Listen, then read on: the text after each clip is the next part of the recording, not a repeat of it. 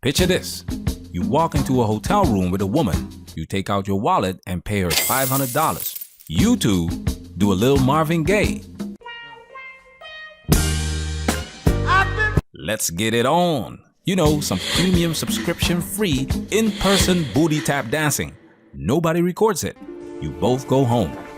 Congratulations, you've just committed a crime. That's solicitation. You could get arrested. Now, same hotel room, same woman, same $500, but this time you set up a tripod. You hit record. Suddenly, it's art. It's adult entertainment. It's 100% legal. Welcome to America, the land where selling intimacy is fine, as long as you also sell the footage. Ain't that a man? To understand this mess, you have to know that America was built by people who were terrified of sex. The Puritans who colonized New England saw sex as something dangerous, sinful, and only tolerable when it resulted in children.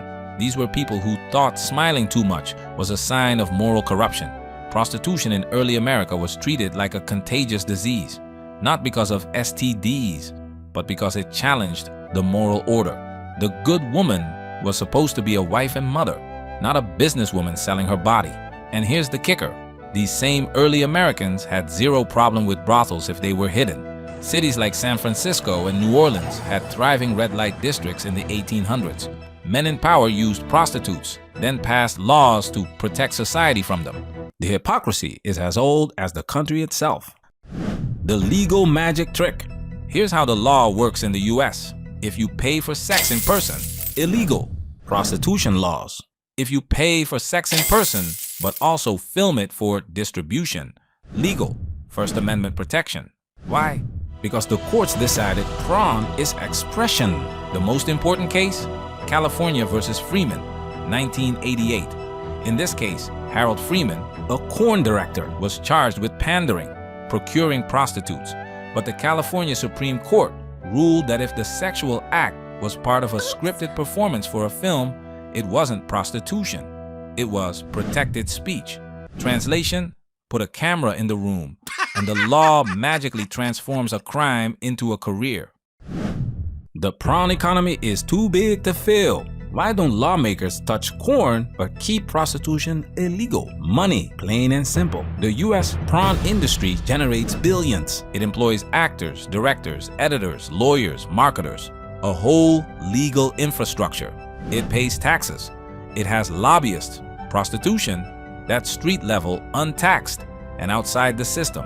If it's legal, the government has to regulate it, test it, protect workers, and, heaven forbid, acknowledge that women can sell sex without being victims. That's too politically messy. So instead, they make prostitution illegal while quietly letting Pornhub rake in ad revenue from videos of the exact same acts. The morality scam. Politicians love to use the morality argument. Prostitution degrades women. It promotes trafficking. But here's the thing, PRON does all that too. And it's legal. PRON has documented cases of coercion, trafficking, and abuse. Yet, it's celebrated as quote-unquote sex positive by the media. The truth? The morality excuse is selective outrage. Society is fine with sex work as long as there's a screen between you and the act. Once it's face-to-face, people panic. The risk factor. Control versus freedom. Corn is easier to control. Studios have paperwork, release forms, IDs, tax records. You can track actors and monitor production. Prostitution is chaotic. It's private, cash-based, and hard to monitor. The government hates things it can't control. That's why Nevada, the only state with legal brothels in some counties, keeps them under strict regulation, and why the rest of the country avoids legalization entirely. The Ephanist Civil War. Here's where it gets juicy. Ephanists are divided. Sex work positive Ephanists say both prawn and prostitution should be legal because it's a woman's right to control her body. Radical Ephanists say both should be banned because they exploit women. Guess who wins politically?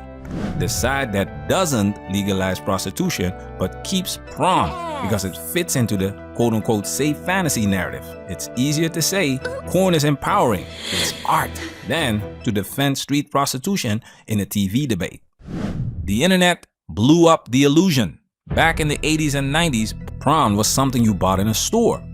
There was a whole industry behind it, and regular women weren't part of it. Or so we thought. Then the internet kicked down the door. Now it's free, endless, and everywhere. And then came OnlyFans, blurring the line between PRON and prostitution beyond recognition. Your neighbor, your coworker, your barista, they can all be content creators now. Guys are paying women directly for personalized sexual performances. That's prostitution with a Wi-Fi connection. And the wild part? Women treat it like a side hustle. Friends hype them up. Society applauds it as empowerment. But swap the camera for a hotel room and suddenly it's immoral. The truth is, the internet didn't just make this stuff accessible, it made it acceptable. At the end of the day, prostitution is illegal in the US because the government wants to maintain moral control over the population, keep the prawn economy thriving without competition, avoid the political mess of openly sanctioning face-to-face sex work. It's not about protecting women. If it was, prawn would be under the same scrutiny. It's about protecting power and profit. The cost to men. Here's the red pill part. Keeping prostitution illegal screws over men more than anyone else.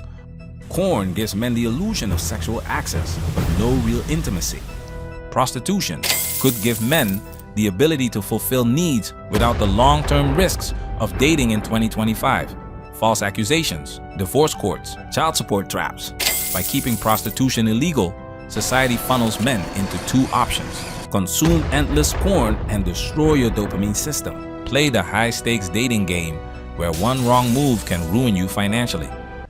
The future, will it ever change? The only thing that might change the law is economics. If America ever legalizes prostitution nationwide, it will be for tax revenue, not morality. But here's my prediction. PRON will keep growing. AI-generated porn will explode, and the hypocrisy will get worse. You'll be able to legally rent an AI girlfriend who looks like your neighbor, but still not pay the real neighbor for dinner and sex without breaking the law. Gentlemen, here's the bottom line. The difference between a legal career in adult entertainment and a felony prostitution charge is not the act. It's the presence of a camera. That's it. America's sexual laws aren't about logic. They're about control, profit, and pretending to be moral while cashing checks from the prawn industry. So next time someone says prostitution is illegal because it's wrong, ask them why the exact same act is fine when it's uploaded to the internet for millions to see. And if you think this was eye-opening, wait until you see what happens when men stop working for 30 days. That's not hypothetical, that's survival mode. Click the next video. What if men stopped working for 30 days? The brutal reality. Mandatory we working. Protect yourself at all times. This video has officially been highlighted.